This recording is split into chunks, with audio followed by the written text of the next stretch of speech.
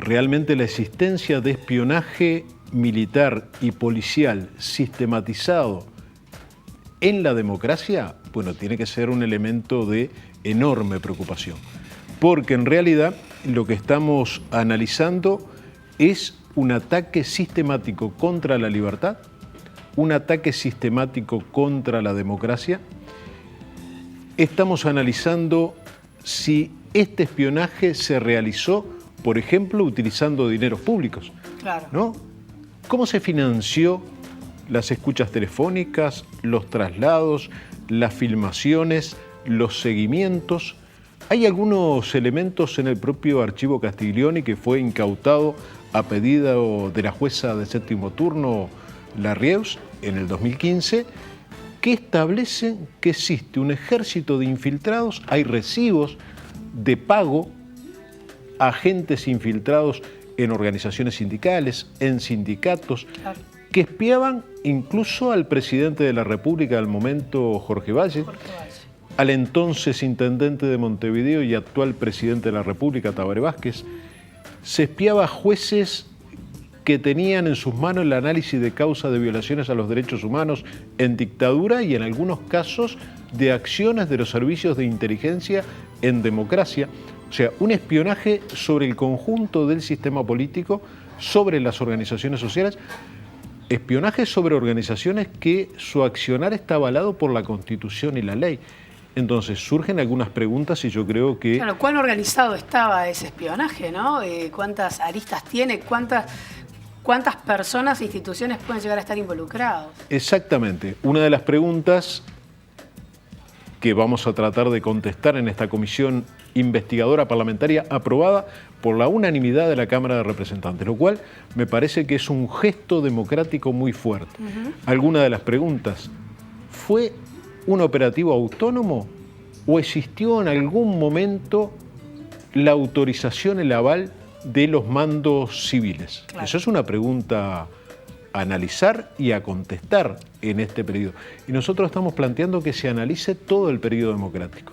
No queremos que esta comisión investigadora se convierta en un cobro de cuentas menores a ver cómo perjudicamos a tal o cual partido. Queremos que se analice todo, porque desde el punto de vista de una concesión democrática es inadmisible que se produzca un espionaje de la democracia. Ahora, yo pregunto, me imagino que sí, que se espera investigar lo más que se pueda, pero ¿cuál es la esperanza en cuanto a las metas que se puede poner la investigadora? Porque cuando hablamos de eso, ¿no? De la cantidad de miles, hasta quizás de 1 millón de archivos, de la cantidad de instituciones, personas que pueden estar involucradas, o sea, como para bajarlo a tierra y decir, bueno, en definitiva, ¿qué se va a investigar y hasta dónde se puede llegar? Bueno, yo creo que ahí está una de las claves de la comisión investigadora. Una comisión investigadora que, según aprobamos en la Cámara, los fundamentos dicen de ir a fondo en serio. ¿Por qué? Porque se ha creado una comisión investigadora parlamentaria para analizar un ataque sistemático a la democracia. Esta comisión investigadora queda a mitad de camino o realiza una investigación superficial. Yo creo que es un fracaso del Parlamento, de la democracia y de la institucionalidad en el país. Por tanto, y en la medida que las comisiones parlamentarias tienen vastísimas potestades para investigar, el Parlamento tiene muchas potestades para investigar, a eso hay que agregarle la voluntad política de ir a fondo y no aceptar ningún tipo de obstáculos, porque la ley lo dice.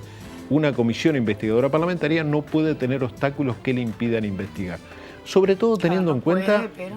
y nos parece que un poco depende de todos los integrantes del sistema político. De la real voluntad, ¿no? Exactamente, y que además recoja lo que viene siendo una expresión, un reclamo de las organizaciones sociales, como el movimiento sindical, el movimiento cooperativo y demás, el movimiento estudiantil, que han planteado que hay que actuar claramente en defensa de la democracia, sobre todo con algunos elementos que marcan cosas que sabemos que han ocurrido y que no pueden quedar naturalizadas. Por ejemplo, sabemos que Tota Quinteros, referente en el tema de la lucha por los derechos humanos, no solo en la búsqueda de su hija Elena, en la búsqueda de todos los desaparecidos, fue investigada hasta el mismo día de su muerte en enero del 2001.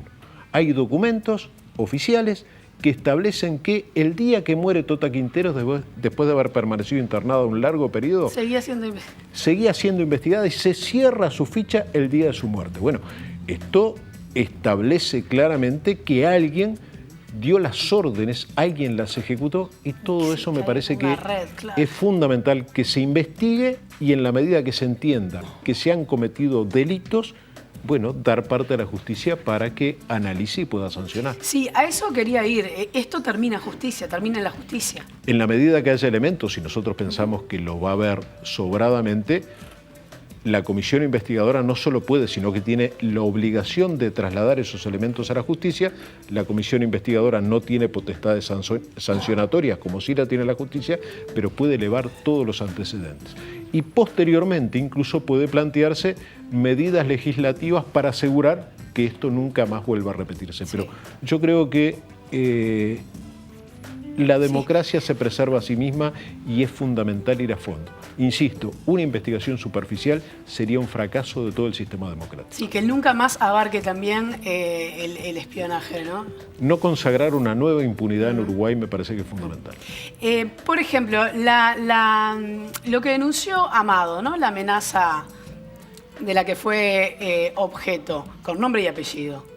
¿Qué lectura se hace de eso? Bueno, yo creo que la lectura que se hace, en primer lugar, yo quiero destacar la actitud del diputado Amado, porque el mismo 2 de septiembre que nosotros planteamos que íbamos a impulsar una comisión investigadora parlamentaria, el diputado Amado inmediatamente salió a respaldar esa posición, y creo que ha tenido la actitud democrática de decir no se puede permitir este tipo de cosas. Sí, totalmente. Realmente las amenazas que denunció el diputado Amado en Cámara, y uno las podría circunscribir a cosas que escuchamos a diario. Por ejemplo, lo que son declaraciones de los presidentes que se suceden en el centro militar, ¿no? Apología del delito, reivindicación del terrorismo de Estado, justificación de las torturas, de las desapariciones. En este caso, y que el diputado Amado denunciaba el apellido de quien lo amenazó, bueno, yo creo que se inscriben en la misma órbita de elementos en la sociedad que son contrarios al sistema democrático y son contrarios, en definitiva, que Uruguay procese la reafirmación cada día más de la democracia real, sin permitir ataques a la libertad, ataques a la democracia, ataques a las instituciones y a las organizaciones que actúan en este país al influjo de la Constitución y la ley.